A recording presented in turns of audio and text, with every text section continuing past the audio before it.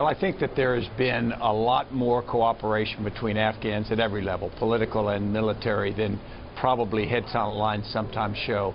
But I think the real calculation the United States must make is, what are our strategic interests? We have been episodically involved in Afghanistan for the last 50 or 60 years. Yep. I think we need to figure out what would be the likely result if there were no American presence in that region. And I think that those strategic interests need to drive us. Now, there are moral interests and feelings as well, but really our ability to figure out what's best for American policy should be key. Well, General, what would happen? What would be the outcome, in your view, if we had no presence in Afghanistan?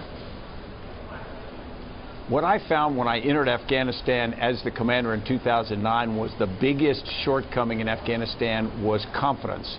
It was confidence on the part of the Afghan people, confidence on the part of their government, and confidence in the different members of the coalition. I think that that confidence has increased, and I know the capability has increased.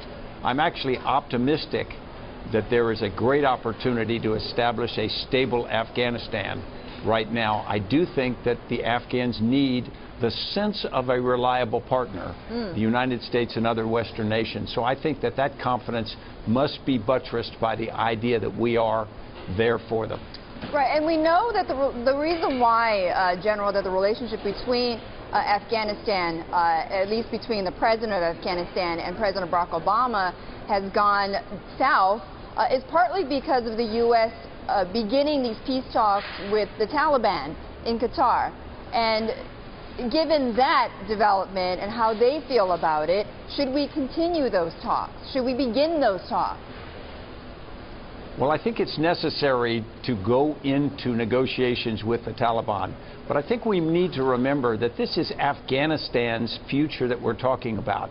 So the government of Afghanistan, led by President Karzai, have to be major players in the outcome because they're going to live with it. And I think it's important that we not in any way diminish the importance of their role. General, let me switch over to what's going on in Egypt. You know, we obviously in the United States, we provide Egypt aid. Much of that goes towards the military in Egypt. Do you support what happened there? Well, I support the idea that Egypt is moving to a democracy. Now, that road is going to have a lot of twists and turns, and it's certainly not going as straight as some people might like it to be. I think that what we need to do is help Egypt take a long-term view at how they are going to get a truly pluralistic government that represents all the different interests, not just one or the other. Right. I think that it's also necessary we all remember that Egypt has tremendous economic problems right now. So under the surface of all the political upheaval that you see are some economic realities that are going to face any regime. And I think we need to be prepared to help Egypt, or I think that could be a propellant for more problems. So we should not pull aid? I think that our relationship with Egypt is very, very important, and I think we need to remain a partner with Egypt. Okay, but what happened there, though? And I'm sure you must know the military leadership there in Egypt. Was it a military coup there? Well, I certainly wouldn't characterize it one way or another. I think what happened was there was a vision by part of the group that had overthrown President Mubarak, the more secular group. I think they came to the conclusion that President Morsi and his regime was going in a direction that they were uncomfortable with, and they decided to act. The military's role, you could argue, came in to stop that violence. I don't want to go further in their political decision because they really haven't come out and said one way or another. How familiar are you with the leadership there? I'm sorry? How familiar are you with the generals in Egypt?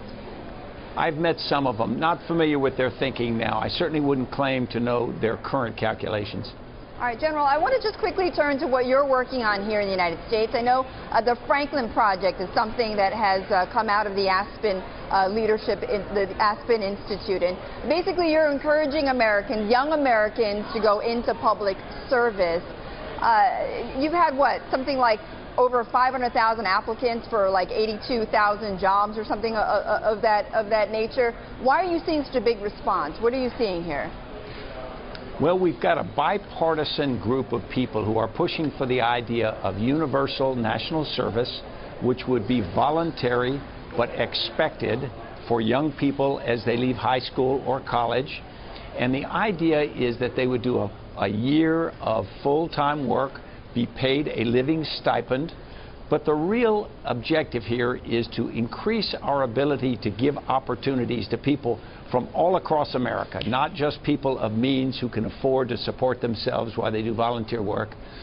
But the real goal here is to work in healthcare, education, conservation, also the military, and to imbue in people a sense of renewed linkage to their country, a sense of renewed responsibility for the nation, and a responsibility to each other. And how do you make sure, though, that it's all Americans that participate in this and not just those who are on the wealthier side of the scale? That's a great question. Really, you have got to provide opportunities with funding, because if someone doesn't have the opportunity to support themselves, you've got to have enough funding so that we can give them full-time opportunities for the period of service. And that could allow us also to mix our young people. People from East LA could be working with people from Scarsdale in teams. And I think that that would help bridge gaps that are very important in America right now.